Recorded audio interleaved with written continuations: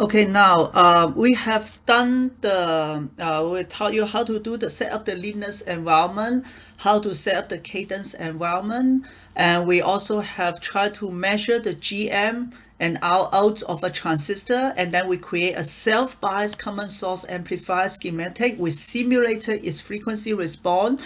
We found the maximum gain is about 7.5. Now, we will do the layout, okay? Because this schematic cannot use to do anything. Now the point is we want to convert it into something that TSMC, Intel, Samsung, or Global Foundry can put them into a chip.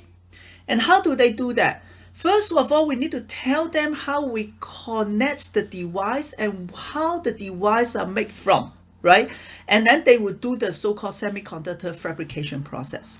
So let's open the schematic that we had before, right? Again, remember, when we created, we actually we created a library attached to the generic PDK, 45 nanometers from Cadence, right? And then we create a cell, which is a CS, common source amplifier, right? So I'm going to do this, and then remember to choose a schematic, maybe XL, and then open. Maximize it, and remember type F. If you type F, then you will fill the screen, right? Full view. This was the schematic that we created, right? So now we want to draw the layout. The good thing is that it has automatic conversion for the components. We only need to browse the metals, okay? So you go to Launch, Layout GXL, and just create a new view, configuration automatic, okay, right? Layout, okay. And yeah, so a little bit fun.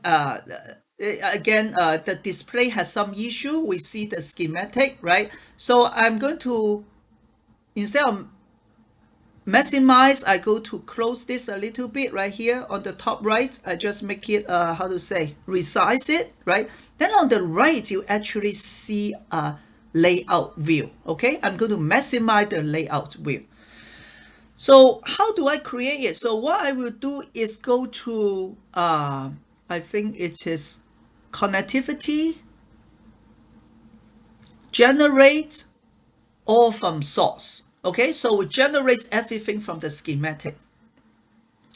And here we need to do some setting. Let me see, I forgot about the setup. Let me just make sure that I don't do it wrong. I think I don't need to set anything actually, right? Just the default will be okay. In some more sophisticated one, you need to play with the metal or whatever, but don't worry, the default is okay. So I just say generate the layout. That is the layout. Wow, you don't know what I'm doing, right? Very messy. First of all, I don't like this dot. This dot is actually preventing me from seeing. So I will try to go to the, I think it's tools. No, Windows. Options. Yeah, display. Yeah. So let me, first of all, I want to make the spacing smaller, let's say 0.1, right? So that later I can draw something that is as small as 0.1 micron, right?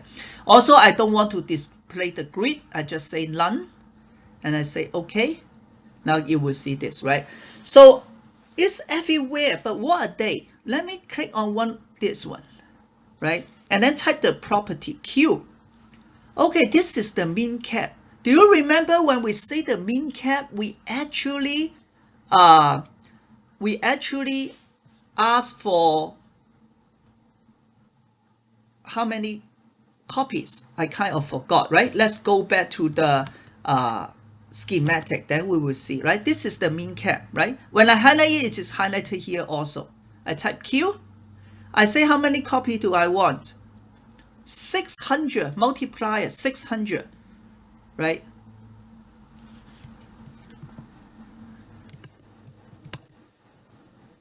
So 600, let me count if this is 600, okay? 1, 2, 3, 4, 5, 6, 7, 8, 9, 10, 11, 12, 13, 14, 15, 16, 17, 18, 19, 20. 1, 2, 3, 4, 5. This is 25.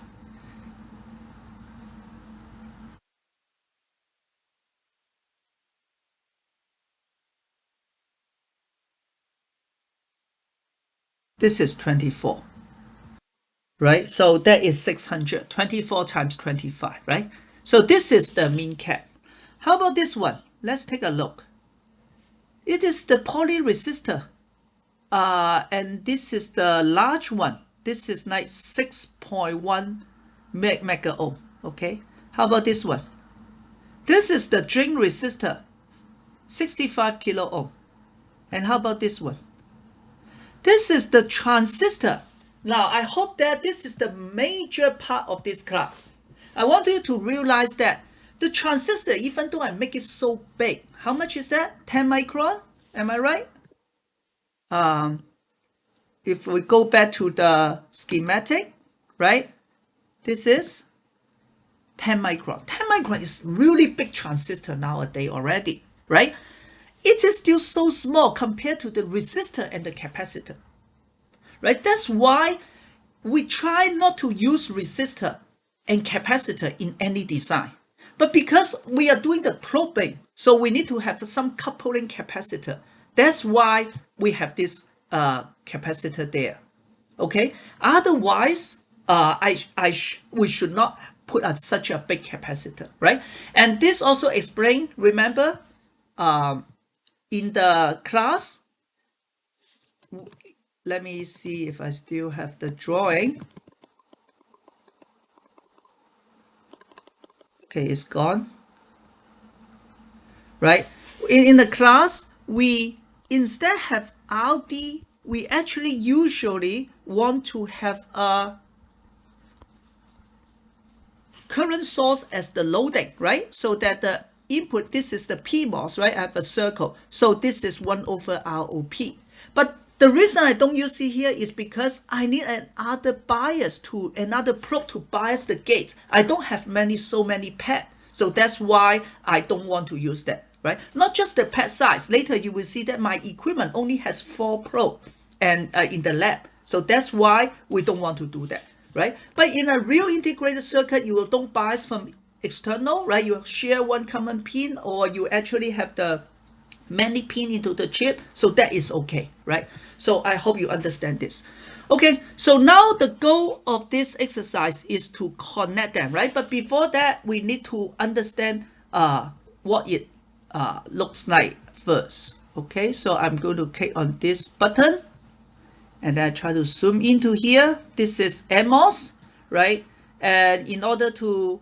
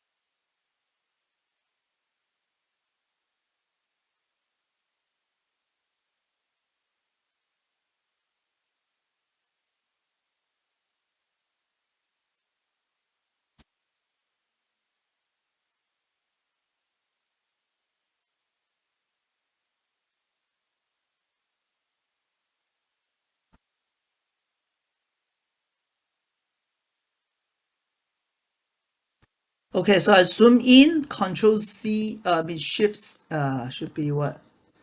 Control, okay, escape, Control Z, then you keep zooming in. If you want to pan, use Tab, okay? Tab will bring whatever you click to the center, okay? For example, I want to put this to center, right? Tab and then click on it, okay? Now I don't have any well contact, right? No body, so I do need to add body contact. And what I'm doing now is I click on this, right? So it is about the whole transistor is white.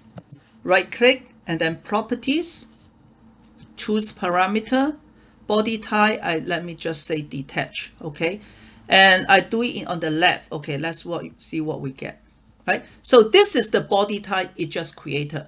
So with this, then we have the body. We can connect the body. Okay. So with this, right? So this is we have seen what the transistor is. Now I'm going to zoom out.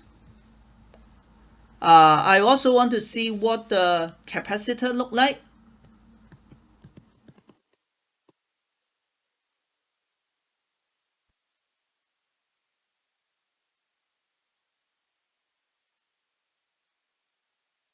So let's see what the capacitor look like. I'm going to zoom in, right? Again, I will turn off all the layer. Click on V. Then I will see. I don't know which layer they are. I think they might be maybe metal 2. No. Metal 3. No. Metal 4. No. Metal 6. No. Metal 5. Metal 6. Metal 7. Metal 8. Metal 9. Metal 10. So actually it's all the way to metal 10 and metal 11. You see that? So actually there are many layers of metal in the semiconductor layout, right? So if you do a cross section of semiconductor, you have this transistor. You already know that, right? What a source string looks like, N plus, N plus. On top of it, you have this so-called via, right? These are the opening. This is the oxide, insulation. And then you have different layer of metal right here, right? So that you can connect them together. And then you have insulation again. And then you have another layer of metal, maybe like this. Again, you can connect to the bottom layer through some wire, right? So it is 2D, it is 3D, right? And so this is just a cross section. So if you look down, you will see the wire connected in this way, for example. Yeah, this is the wire. Okay, so what the capacitor is that it's used, this is the first layer metal, M1. This is the second layer to metal, M2. So in this PDK, it has 11 layers of metal. And it used the metal 11 and metal 10 as the capacitor. Here is the oxide, right? And this is the conductive metal. And that form a capacitor. That's what it is doing. Now, if you click on via 10, you see them, you definitely see them, they're connecting from metal 10 to metal 11. Okay, let me open everything. We still have this metal cap, right? Do you see this cap metal, this purple one? I believe this is just a layer for it to recognize that this is a capacitor. So you need some special processing technique or special treatment to the mass. Okay, we don't care about this that much now, right? If I remove this 3 layers of metal, four layers, metal 10, metal via 10, metal 11. Basically, that is what the capacitor is about. That is how you form the capacitor, right? And then you need to connect all the capacitor together. And then it becomes a huge one. Okay, and now let's look at the resistor, okay? So I'm going to pan to tab, right? Tab, and then go to the region, and then zoom in. You might not see it now, but just zoom in, then you will be able to see it, right? Okay, so let's take a look. Tab, right? Tab, click on it, tab, click, tab, click, tab, click, right? Okay, so let's just keep Control Z, right? Let's see what this resistor is about, okay? I turn it off, no, nothing, right? So I look at N well, no well, right? First, I see a poly. So this is a polysilicon resistor, okay? And what type of implant does it get? You see that it actually get a P-type implant. Okay, so this is P-type poly. Okay, and of course it also should have the it should not have the well because it's on the thick layer of oxide. It's on top of that. So let me just turn on everything. What else do I see? I have the blue one. Okay, I have this. Say again, I have poly, I have N-type. P-type implant, and then I have the metal one, not metal one. Okay, then I make a mistake. What is this? Silicon PROT. Okay, to be frank, I don't know what it is for this technology. Okay, maybe it's for protection, SIPROT, right? To avoid the solicitation. I guess that is the reason. Now, let me explain a little bit, okay? Maybe I'm wrong, but I think probably I'm correct. So, what are we doing now? Let me remove everything here. Let me draw carefully about the layout of a semiconductor, right? So we have a silicon. This is a silicon surface, right? Silicon wafer. Now on top of it, sometimes we add the gate oxide, right? And then we have poly gates, polysilicon. And then we have source drain implant, N+, right? And then we have the body contact, P+, that we just mentioned earlier. And then you may have a well. Great, that is a transistor. But do not forget that we need to isolate the transistor. Actually, outside this transistor, in order to avoid the transistor from talking to each other, we have some isolation region, which we have a very thick oxide. In the old technology, we use so-called low cost. In the new technology, we call STI, shallow trench isolation.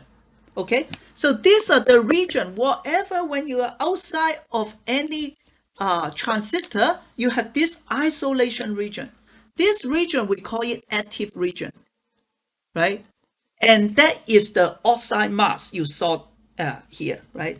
I think this is the oxide mask. And then outside here, if you don't have the mask, then it is all very thick oxide underneath. Now, we still can put poly on top of here, right? Because when you make the wafer, when you process it, the poly are the same layer. So I can have poly outside there. And we do the P+ implant, maybe boron, right? We do the boron implant and it becomes P+. And that's why it's conductive. Now, there is also another technology, right? We talked about FinFET a little bit in the class. We say the FinFET use metal gate. But even before that, we actually try to do some reaction with some metal. For example, nickel or cobalt in the past. They found something called nickel silicide, for example, NiSi, or cobalt silicide. They becomes metal and is very conductive. And that is good. That is why we want to have that can reduce the gate resistance, right? Reducing the gate resistance, it means we increase the speed, reduce the delay, right? But now I want to use the poly as a resistor. I cannot have nickel silicide. I cannot. So that's why it has this extra mass, which is called I think that is the name, right? Silicide protect, I guess, right? And so this mask is not you really put something there. So right, remember the mask is just something a opaque region or transparent region on a mask, and then you do lithography, and then you decide whether you want to apply something to a certain area on the wafer. When you have this silicon protect, you avoid the silicidation, the formation of the silicide, so you can keep a high resistance. Otherwise, the resistance will be too low. Okay. So that's why if you look at the resistor, we actually have this few layer, right? Let me remove poly. I remove the P+ implant. I remove the silica protect, and then finally I still have one more layer which I need to figure out what it is. It might not be a real layer, it's just some layer to help it to process the mass. Is it oxide? No, right? Because it should not be outside the oxide. It's not metal too. What I can do is I can say right click and descend to edit. Okay, it doesn't let me do that. Right, then I can click on it and then type Q. Then it will tell me what it is. Is this one? Resist dump joint. So it's a dummy layer. It's useless. But this help. It generates the final mass. Okay, so don't worry about this.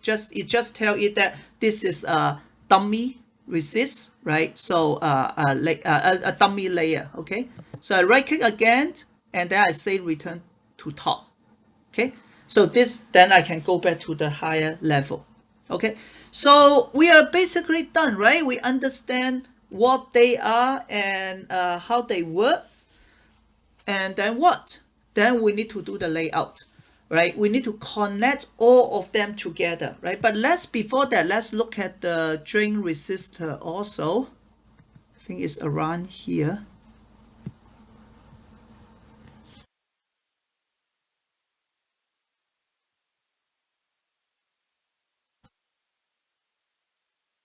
So I forgot to say that, right? Shift F will expand everything. You use Control F. Then you will go to higher level. Then you will be able to see this entity, right?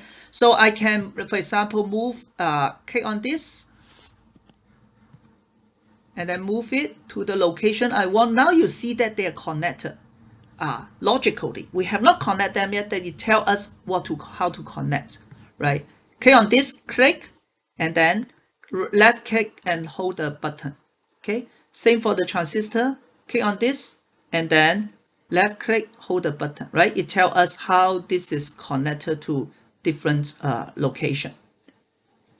So because of time and also because of it's a pretty tedious job, we are not going to connect this one. I will only show you how to connect a few of maybe 1/9, and that's it for our class. And then for the rest, you can do it yourself if you want, right? That is a tedious process for analog layout. I don't want you to suffer from this at this moment.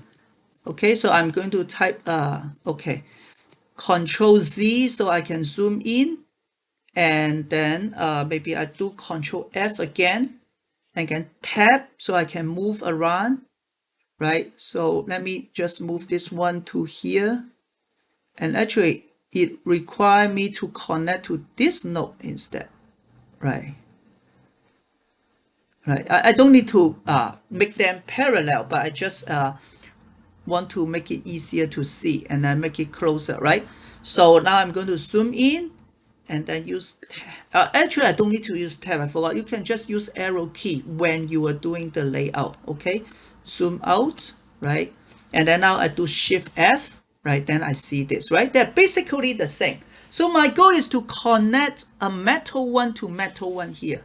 Okay, so let me move it closer so we can zoom in, so it will be easier to see. No, here, right? You see that Shift Z or Control Z to zoom in, zoom out. You see they have the same name, right? So what I'm going to do is this. I will just say connect net, and then what did I do? Net actually. Oh, then no, this is connectivity. I need to go to draw. Create wire, and then wire. Okay, now if I move to here, it feel that I want to do the metal, right? So it show this, then I say I click left button, then I just drag it, to here.